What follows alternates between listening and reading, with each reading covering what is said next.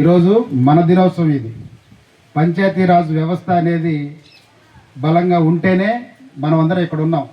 పంచాయతీరాజ్ వ్యవస్థ ఉండబట్టే నేను ఇక్కడ ఎంపీటీసీగా ప్రజాప్రతినిధిగా ఉన్నాను.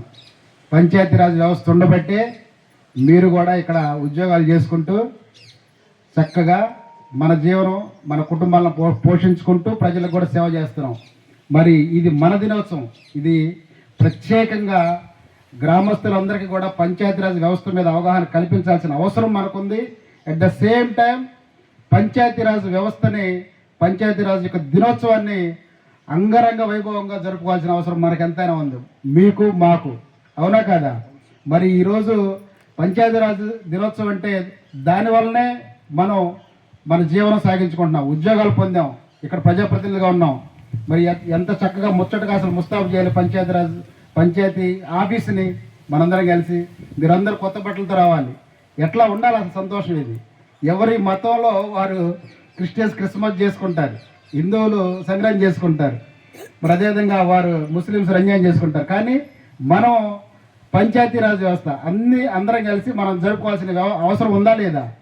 ఈరోజు జరుగుతున్నాయి అంటే మనం కూడా ఏదో వారు ఆర్డర్స్ ఇచ్చారు, వచ్చామంటే వచ్చాం, కూర్చున్నామంటే కూర్చున్నాం, ఏదో చెప్పారు, 2 ముక్కలు వెళ్ళామన్నట్టు కాకుండా మనదగా భావించుకొని పంచాయతీరాజ్ దినోత్సవాన్ని జరుపుకోవాల్సిన అవసరం ఉంది. ఆ నుంచే మనకి రకరకాల విధంగా పంచాయతీ వ్యవస్థ ఉంది. అప్పట్లో రాచరిక పరిపాలన, తర్వాత చూస్తే భారతదేశంలో అనేకమైనటువంటి రాజులు, అవి మొహమ్మదీయులు కానీ, మొఘలులు కానీ, పోర్చుగీసు వారు కానీ, రకరకాల మరి రాజులు వారి పద్ధతుల్లో పరిపాలిస్తూ అప్పట్లో వారికి అనుకూలంగా, వారికి నచ్చినట్టుగా, రాజుకు నచ్చినట్టుగా ఈ పంచాయతీ వ్యవస్థలు ఉండేవి.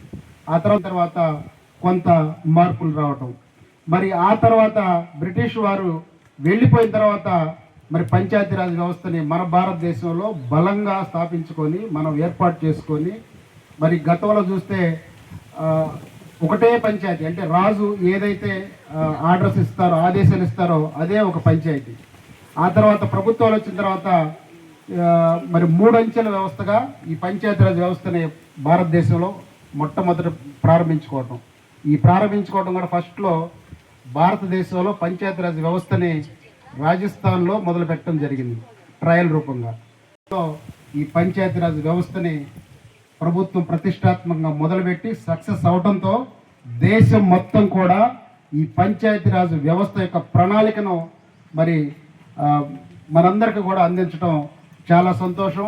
పంచాయతీరాజ్ వ్యవస్థలో, ఈ పంచాయతీరాజ్ సిస్టంలో 3 వ్యవస్థలు ఉన్నాయి. 3 వ్యవస్థలు ఏంటంటే, ఒకటి మన పంచాయతీ, గ్రామ స్థాయిలో పంచాయతీ వ్యవస్థ. రెండోది గతంలో బ్లాక్ సిస్టమ్ ఉండేది, బ్లాక్ సమితిలు అనేవాళ్ళు, అంటే మండలాల వారీగా మండల పరిషత్తులు ఏర్పాటు చేసుకోవడం జరిగింది. ఇది 2వ వ్యవస్థ. 3వ వ్యవస్థ జిల్లా పరిషత్ వ్యవస్థ. అంటే ఎక్కడికక్కడ గ్రామ స్థాయి నుంచి, మండల స్థాయి నుంచి జిల్లా స్థాయి వరకు కూడా ఏ విధంగా మనం ప్రజలకు సేవలు అందించడం కోసం, ప్రజలకు సౌలభ్యం కోసం ఈ పంచాయతీరాజ్ వ్యవస్థని ఏర్పాటు చేసుకొని ఆ పంచాయతీరాజ్ వ్యవస్థని దశల వారీగా బలోపేతం చేసుకుంటూ ముందుకు సాగుతున్న పరిస్థితి మనం చూసాం. ఇప్పుడు ఇందాక పెద్దలు చెప్తున్నారు,